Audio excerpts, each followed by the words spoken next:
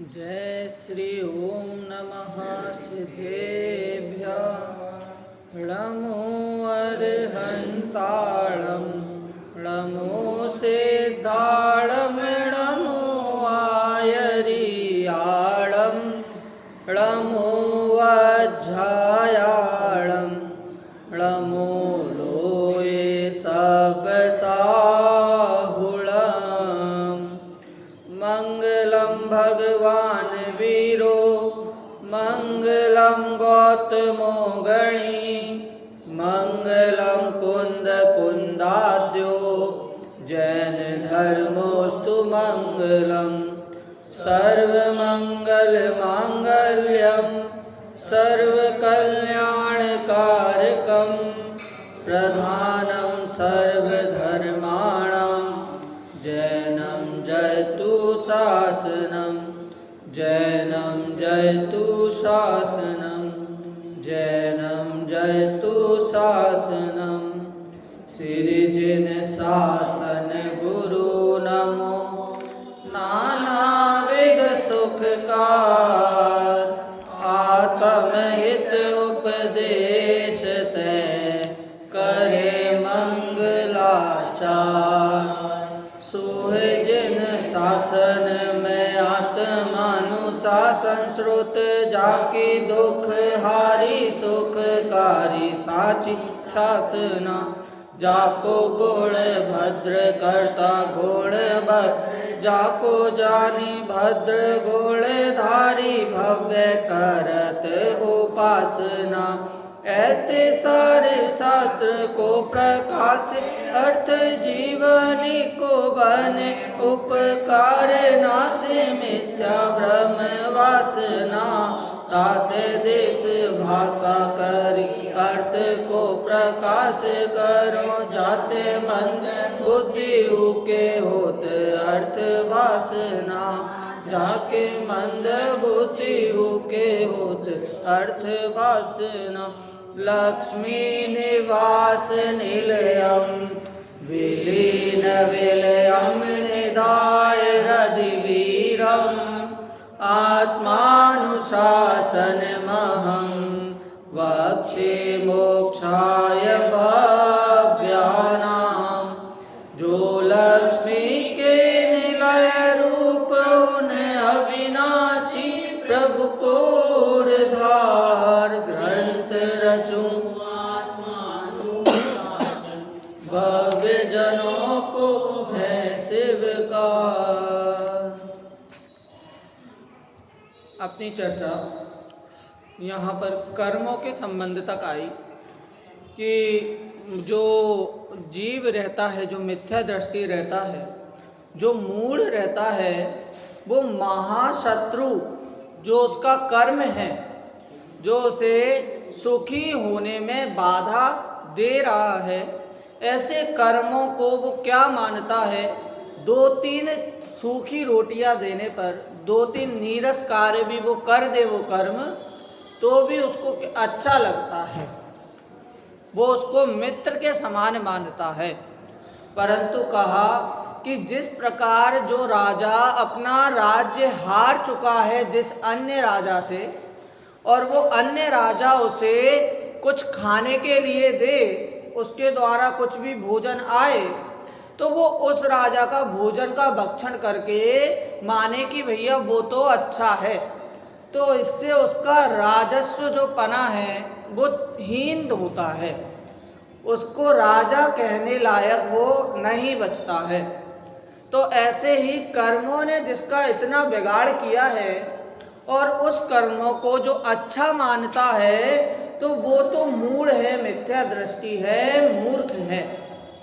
तो इस आगे फिर कहते हैं, आगे यहाँ पर कहा इसके दूसरे श्लोक में जो 161 नंबर का श्लोक था, उसमें कहा कि इंद्रिय सुख के लिए भी धैर्य की आवश्यकता है, संयम जरूरी है। यदि संयम नहीं होगा, संयमित जीवन नहीं होगा, तो अतीन्द्रिय सुख तो दूर की बात, इंद्रिय सुख की भी प्राप्ति अच्छे से नहीं हो पाएगी।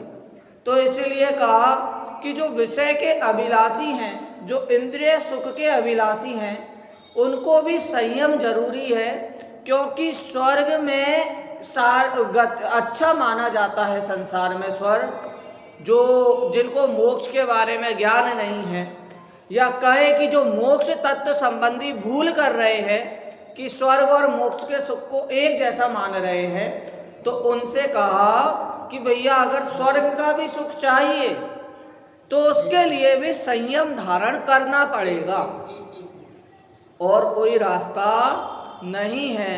तो इसलिए कहा कि भैया इसके लिए भी धैर्य जरूरी है। और आज कहेंगे कि भैया जिन कर्मों के माध्यम से तीनों लोक जो दबे हुए हैं, आशा, इच्छा, ये कर्मों को आशा भी लेना, आशा के शब्द में भी लेना, इच्छा के शब्द में भी लेना, क्या कि जिनके माध्यम से तीनों लोक दबे हुए हैं, ऐसे ज्ञानी महामुनियों को भी वो कर्म कैसे हैं, कष्ट पहुंचाने के लायक नहीं है, दुख उत्पन्न करने के लायक नहीं है। भैया जो कथा चल रही है ना, काश भ्रमण की है बहु कथा, पै कछु कहूँ कही मुनियत, क्या कि ये भी जितनी भी बात चल रही है, जितने भी श्लोक आ रहे हैं, वे पै कछु कहूँ कही मुनियथा है तो बहुत बड़ी कथा जीव की, लेकिन उसे प्रेजेंट कैसे किया, प्रेजेंट थोड़ा कहा, ज्यादा समझना। एक जैसे अपन ने टीवी में मूवी देखते हैं, कोई नाटक देखते हैं, तो उसमें आता है क्या, प्रोड्यूस्ड बाय, स्पॉन्सर बाय, को स्पॉन्सर बाय, प्रेजेंटेड बाय। तो ये कैसे, किसके द्वारा प्रेजेंटेड है, ये जीव के द्वारा प्रेजेंटेड है, सर्वज्ञ के द्वारा प्रेजेंटेड है। कितना अच्छा हो, ऐसा लिखा है। क्या स्टार्टिंग में ही ये भूमिका बता दे कि प्रोड्यूस्ड बाय जीव, स्पॉन्सर बाय जीव, को स्पॉन्सर बाय जीव, डायरेक्टेड बाय जीव। कहने वाला कौन है, वो भी जीव, वो भी सर्वज्ञ। पढ़ने वाला कौन है, वो भी सर्वज्ञ के समान सिद्ध स्वभावी है। और धारण करने वाला, आचरण करने वाला कौन है, वो भी सर्वज्ञ के समान जीव, ज्ञान दर्शन वाला। ये द्रव्य दृष्टि जिसकी है, उसको तो कर्म कुछ नहीं करने वाले हैं। कर्म है या नहीं है, साता वेदनीय है या असाता वेदनीय है, जिसका मोहनीय का नाश हो गया, उससे कुछ फर्क नहीं पड़ता है। तो इसीलिए कहा कि भैया जो महामुनि हैं, वो जिस पथ पर चल रहे हैं, वहां पर कर्म हो या ना हो, उनको उससे दृष्टि नहीं है, तो उनको उससे दुख भी नहीं है।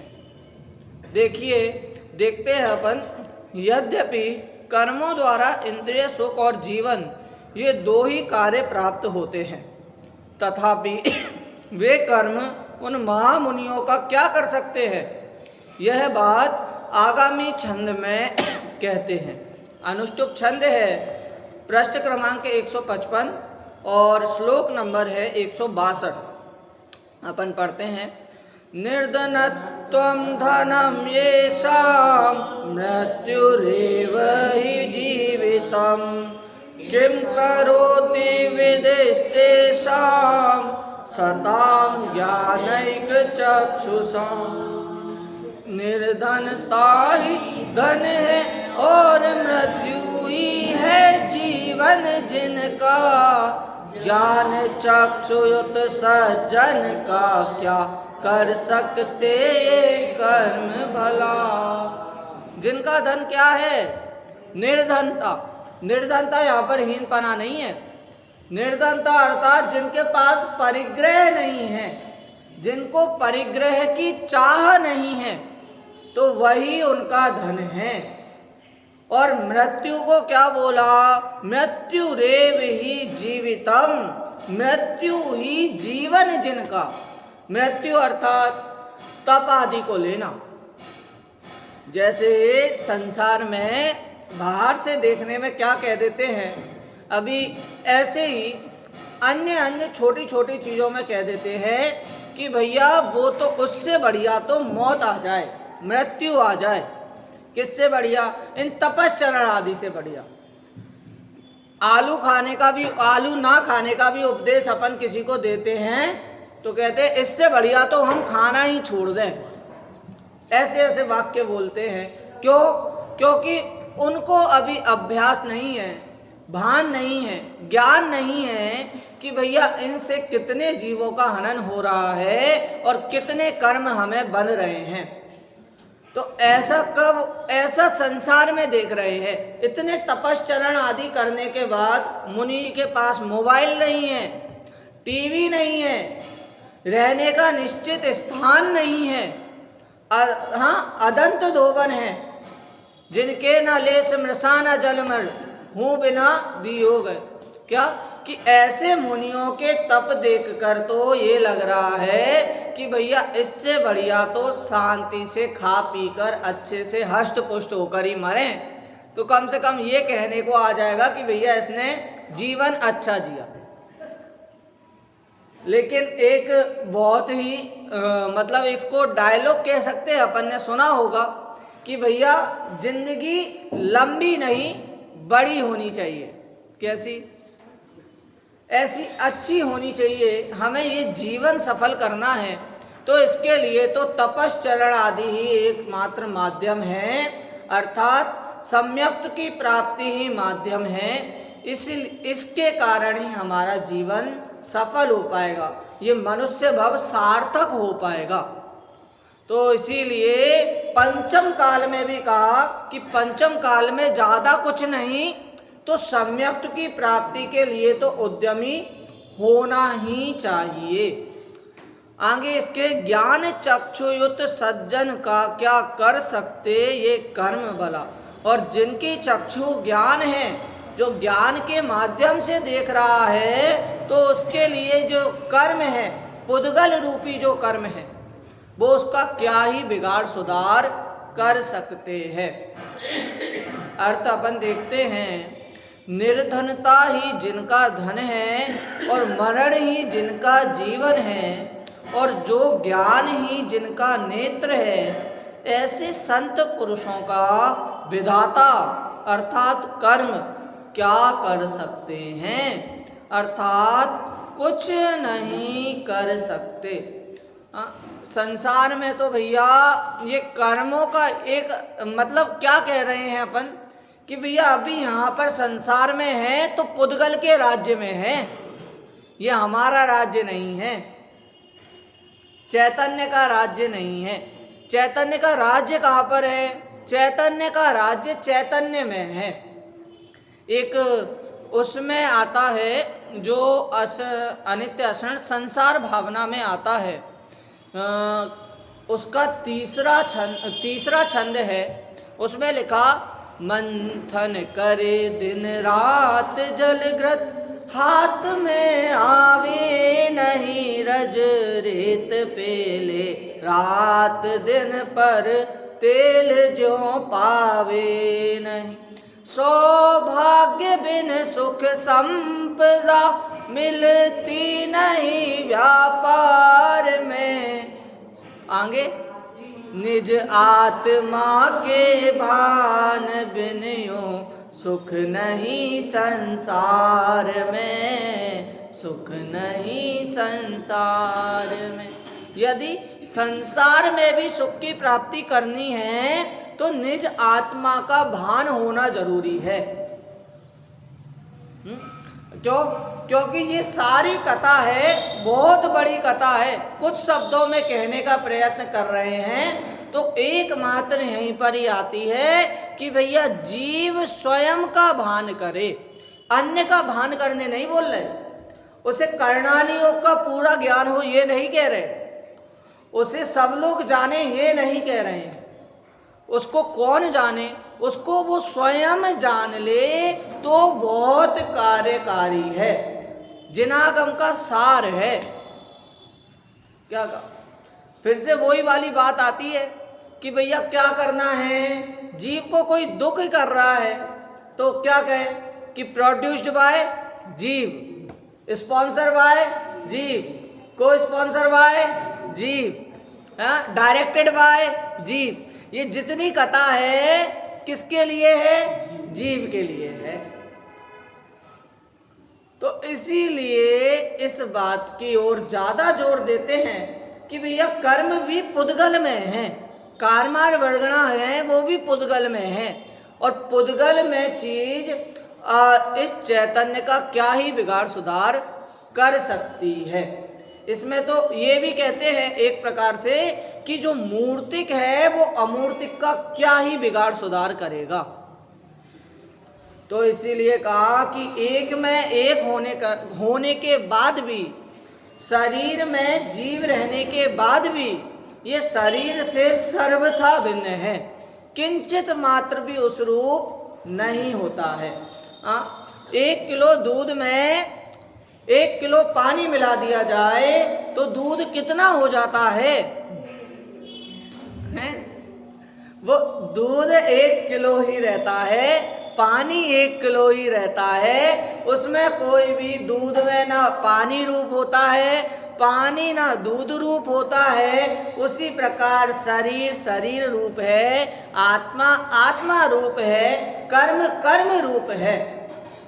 तो इसका कुछ भी बिगड़ना नहीं होता। बिगड़ते कहाँ पर है? बिगड़ते मात्र परिणाम है। इसके हाथ में क्या है? इसके हाथ में कर्म नहीं है, इसके हाथ में परिणाम है। किसके? जीव के हाथ में, कि वो परिणामों को सुधारे। देखो भावार्थ देखते हैं, जो महामुनि ज्ञान नेत्रों से पदार्थों का अवलोकन करते हैं उनके लिए धनादि रहित निर्ग्रंथ पना ही धन है, क्योंकि जैसे अन्य जीव धन से सुखी होते हैं वैसे ये मुनि निर्ग्रंथ पने से सुखी होते हैं। एक वही भजन है ना, उसमें कहा है क्या? कौन सा? वही सुख आते हैं दुख आते हैं, इन आते जाते सुख दुख में हम मस्त रहते हैं, हम मस्त रहते हैं। उसके आगे एक और पंक्ति जोड़ लेना, अज्ञानी रोते रहते हैं, ज्ञानी अच्छा है मैं ज्ञानी समता धरते हैं। क्या? कि जो अज्ञानी है उसको तो धन से सुख दिख रहा है, धन में सुख मान रहा है, लेकिन वो धन भी स्टेबल नहीं है, अनस्टेबल है। जो राज्य करता था, जो सेठ था, पता चलता है कि वो भी भिखारी है, भिखारी बन गया है।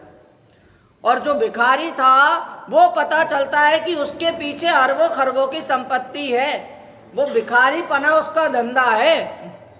ऐसी न्यूज एक बार आई थी कि सबसे अमीर भिखारी, जिसके 2 फ्लैट हैं, 4 गाड़ियां हैं, तो भी वो भीख मांग रहा है। क्या?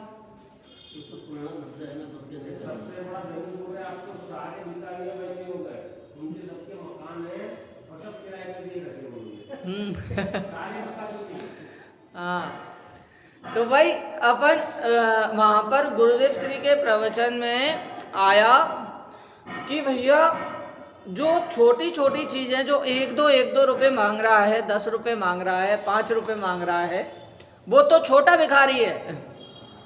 और जो महीने के 20,000, महीने के 40,000, महीने के 1 लाख कमा रहा है, मांग रहा है, वो बड़ा भिखारी है।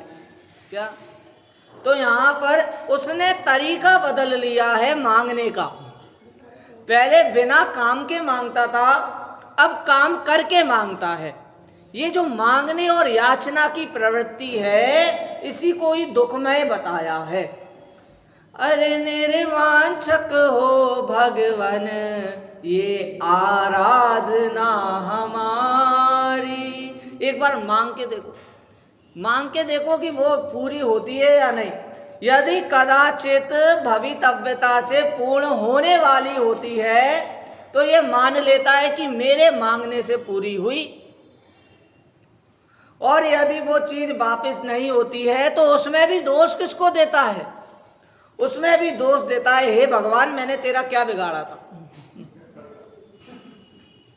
जो करने धरने वाले नहीं है, जो करते तो पने से रहित हो गए हैं, उनके पास मांगने जा रहा है तो वहाँ तो भैया कर्मों का बंधन ही होगा। जो सब छोड़कर जिस पद पर विराजमान हुए हैं उनसे वही चीज मांगेगा, तो ये कौन सी बुद्धिमानता है? अरे बुद्धिमत्ता नहीं है ये मूर्खता है। इसीलिए पता चलना चाहिए, पता करना चाहिए कि पुरुषार्थ बहुत जरूरी है। और वो पुरुषार्थ यदि गलत जगह जा रहा है तो वो पुरुषार्थ ही इन गतियों में भ्रमाने का कारण बनेगा, और वो पुरुषार्थ सही जगह आत्म स्वरूप में जा रहा है तो वो पुरुषार्थ ही जग से तिरने का कारण बनेगा, संसार से तिरने का कारण बनेगा। इसीलिए पुरुषार्थ सही जगह पर हो।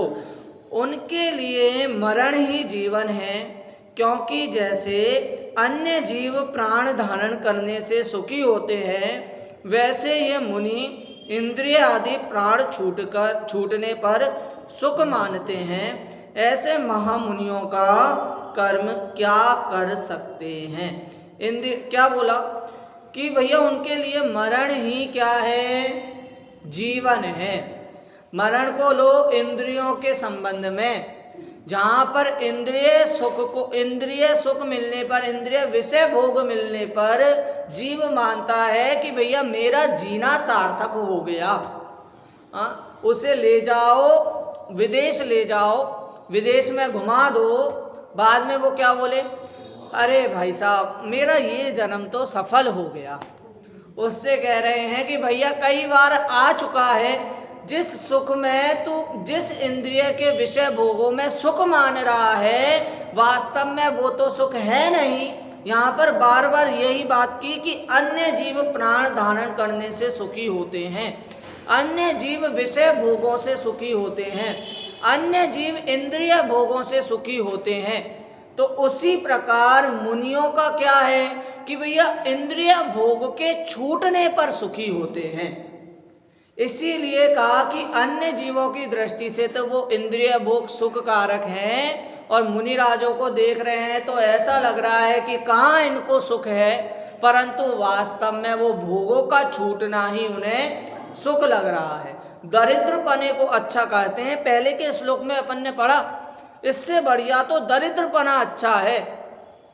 हाँ, जिनके न लेस मृषाना बिना दीव, भैया जिनके कुछ लेस मात्र, जिन्होंने कुछ चीज धारण नहीं की, हाँ वस्त्र का धागा नहीं, फिर जिनने तन पर धारा है, जिनके तन पर वस्त्र का धागा भी नहीं है, ऐसा रंच मात्र परिग्रह नहीं है, तो उनके पास क्या ही मांगने जा सकते हैं। तो इसलिए कहा दरिद्र मतलब उनको वहां पर दरिद्रपने कहकर उलाहना करते हैं। यहाँ पर कहना कुछ अन्योक्ति अलंकार है कि भैया कहना लिखा कुछ है, कहना कुछ चाहते हैं। ये आपके वहां पर संसार में भी, बेटा जाओ इतनी जल्दी क्यों आ गया, जाओ और खेल ले, कह कुछ रहे हैं और भाव कुछ हैं। भैया ये तो जैन धर्म में ही बताएंगे, लिखेंगे कुछ, पढ़ा हुआ कुछ है, लेकिन उनके भावों का विचार, परिणामों का विचार स्वयं लेना कि भैया क्या कह रहे हैं। अभी कह दिया कि चांद में दाग है, इससे बढ़िया तो राहु बनता। यहाँ पर आकर ऐसे ही विचार, कई बार ऐसा आता है, कई जगह जाते हैं तो वहाँ पर ऐसा बोलते हैं कि भाई साहब हम भक्ति कर रहे हैं, पूजन कर रहे हैं, लेकिन हमें विकार तो आ ही जाता है। तो ये तो इस अवस्था में सहज बात है। आप आधे घंटे भक्ति करोगे, उनमें एक ना एक कोई ऐसा विचार आ जाएगा, ऐसा विकार आ जाएगा, या ऐसा भाव आ जाएगा, किसी के बारे में सोचने में आ जाएगा। तो ये तो भैया है, परंतु उनमें राग द्वेष आदि भाव करना, उस विकार को पकड़े रहना, वो पाप बंध का कारण है। कहते हैं 2-3 दिन पहले ही कहा कि भैया एक तो होता है जो हो रहा है कार्य वो, और उस कार्य में संलग्न होकर राग द्वेष आदि करना वो विकार उत्पन्न करता है। अन्यथा कार्य तो अपनी जगह स्वतंत्र हो रहा है और हम अपनी जगह स्वतंत्र बैठे हैं, उसमें कुछ नहीं है। कहते हैं ना कि भैया मोहल्ले की एक ऐसी ऐसे आदमी या ऐसी लेडीज होती हैं जिनके घर में तो सुख शांति है, लेकिन बाहर पड़ोसी के घर को देखते हैं तो खुद मन में क्लेशित होते हैं, लड़ते ही रहते हैं। क्या करना तुम्हें उनसे? रोड की खुदाई होती है, अरे खुदाई हो गई, अब फिर वापस बिछाएंगे, फिर खुदाई करें, यही काम है। तो वो खुद मन में क्लेशित हो रहे हैं, लेकिन कार्य अपनी जगह बाहर में हो रहा है, लेकिन घर के सुख को नहीं देख रहे, खुद के बाहर की आग को देख रहे हैं, लेकिन घर में जो जल है जिससे अग्नि स्वयं की बुझाई जा रही है उस पर ध्यान नहीं जाता। देखो, ऐसे महामुनियों का कर्म क्या कर सकते हैं क्योंकि उन कर्मों का बल तो इतना ही है कि वे निर्धनता या मरण आदि रूप अनिष्ट कर सकते हैं, परंतु मुनिराज इससे तो दुखी नहीं होते, इसलिए कर्म इनका कुछ भी नहीं कर सकते। देख सकते हैं अपने सामने इतने सारे उदाहरण हैं प्रथमानियों के। सेठ सुदर्शन जी को देख लो, क्या कमी थी उनके पास, इतने सुंदर थे।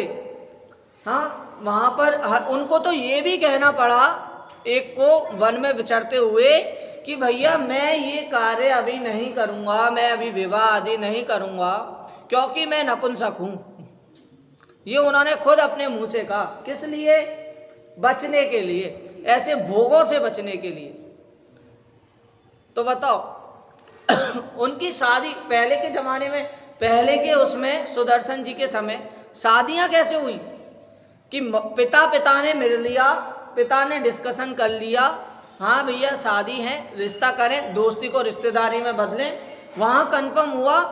एक भी वहाँ पर सामने से ये नहीं लगा कि मैं पुत्र से पूछूंगा तो वो हाँ करेगा या नहीं करेगा।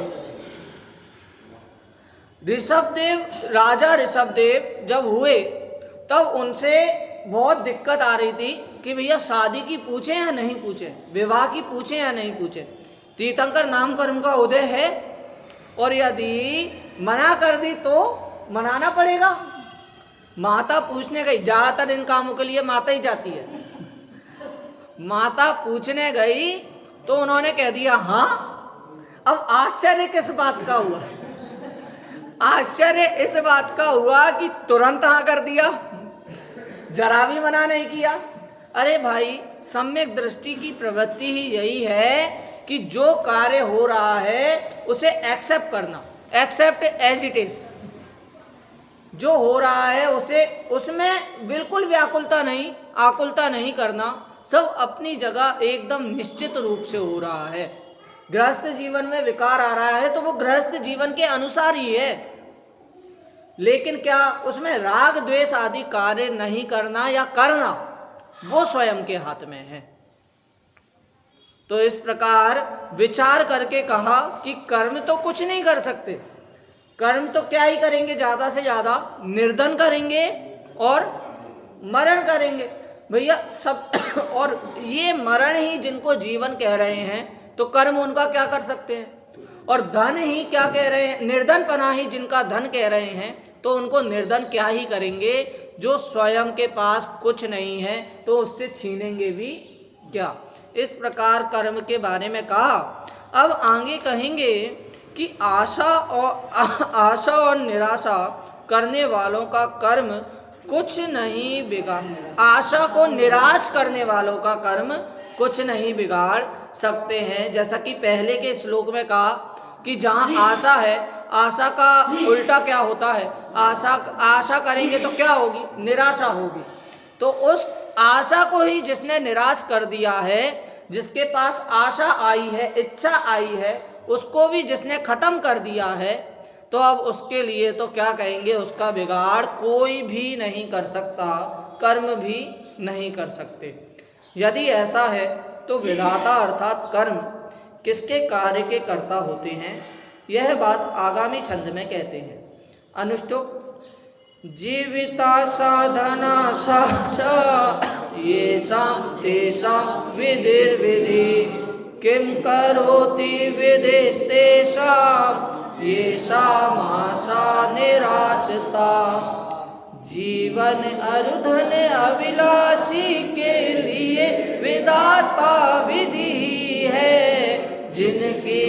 आशा नष्ट हुई, उनका क्या कर सकता विधि है। विधि अर्थात यहाँ पर लेना विधाता, अर्थात यहाँ लेना कर्म। और विधि का एक मतलब यहाँ पर नीचे सबसे नीचे भी लिखा है कर्म, दूसरे नंबर का है उसमें भी लिखा है कर्म। तो विधि का अर्थ लेना कर्म कि भैया जिसके पास कोई आशा नहीं है, जीवन अरु धन अभिलाषी के लिए विधाता विधि है। जीवन के लिए, धन के लिए ऐसी अभिलाषा जो कर रहा है उसका भी कौन है, उसको भी कर्म के द्वारा ही जो प्राप्त हो रहे हैं वो है। और जिनकी आशा नष्ट हुई उनका क्या कर सकता विधि है। और विधाता उनका क्या ही कर सकता है जिनके पास कोई आशा नहीं है, जिनके पास कोई इच्छा नहीं है। तो विधाता अर्थात कर्म उनको क्या ही दे सकता है और उनसे क्या ही छीन सकता है। जैसे अपन ने वो जो नाटक देखा था उसमें जो भूतराज था, हाँ, वो 5 भूत थे। तो उनके लिए क्या बोला कि भैया उन्होंने इतने पूरे गांव जिससे भयभीत है, लेकिन एकमात्र जो वो पंडित था उसने उनको चैलेंज किया था, अरे भाई यदि मेरा सम्यक तो गलत है, मेरा जिन धर्म गलत है तो मेरे श्रद्धान को कोई भी डिगा भी नहीं सकता है। यदि हिम्मत है तो मेरे श्रद्धान को डिगा के बताओ, हिला के बताओ। तो भैया ये श्रद्धान यदि होगा तो कर्म अपन का कुछ भी बिगाड़ सुधार नहीं कर पाएंगे। देखिए अपन अर्थ देखते हैं, जिन्हें जीने की और धन पाने की आशा है विधाता उनके ही विधाता हैं। विधाता अर्थात कर्म उनके ही विधाता हैं, परंतु जिनकी आशा नष्ट हो गई है विधाता उनका क्या कर सकते हैं, अर्थात कुछ भी नहीं कर सकते। ये कर्मों के बोला कि भैया कर्म उनका कुछ भी बिगाड़ सुधार नहीं कर सकते। जिनको कुछ पाने की इच्छा नहीं है और जिनको कुछ खोने का भय नहीं है। संसार महादुख सागर के, प्रभु दुख में सुख आभासों में।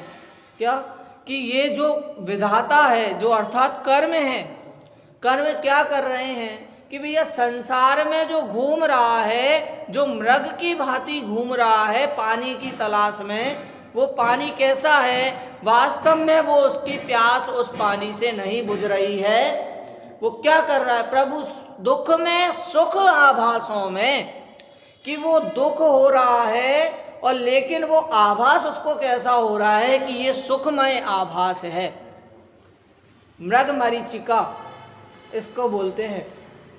तो इसीलिए कहा कि वहाँ सुख नहीं है, वहाँ तो दुख ही है, लेकिन आभास ऐसा हो रहा है, उसको इल्यूजन ऐसा हो रहा है कि भैया इसी में सुख है। आपने सोशल पढ़ा होगा, जो इकोनॉमी है, इकोनॉमी की ये व्यवस्था है कि लिमिटेड सोर्सेस और वांट अनलिमिटेड। क्या कि सोर्स तो बहुत लिमिटेड है, लेकिन उसको प्राप्त करने के लिए कितने सारे लोग लाइन में लगे हैं, कितनी भीड़ लगी है। तो वो सोर्स सबको नहीं मिल सकते, कुछ लोगों को मिलते हैं, वो भी किसके अनुसार, कर्मोदय के अनुसार। लेकिन सब चाहते हैं कि कुछ ना कुछ, अब संसार में सब कुछ अच्छा हो। आप यदि किसी एक से भी व्यक्ति से भी पूछोगे, वो क्या बोलेगा कि सारी व्यवस्था एकदम अच्छी चले, लेकिन उस व्यक्ति को, उस मिथ्या दृष्टि को, और आदरणीय भाई साहब बाल ब्रह्मचारी सुमित प्रकाश जी की भाषा में बोले तो उस ढोर को ये नहीं पता कि सारी व्यवस्था अपने आप में स्वचालित अच्छे से ही चल रही है। यदि ऐसा अपने अनुसार होने लगे तो बहुत लोगों के धंधे बंद हो जाएं, बहुत वकील की वकालत बंद हो जाए, जज बंद हो जाए, और क्या बंद हो जाए, और पुलिस का जो कार्य है वो बंद हो जाए। तो इसीलिए सारे कार्य अपने रूप में चल रहे हैं। ये नहीं, इसका मतलब ये नहीं कह रहा है कि तुम हिंसा एकदम ऐसे में करो।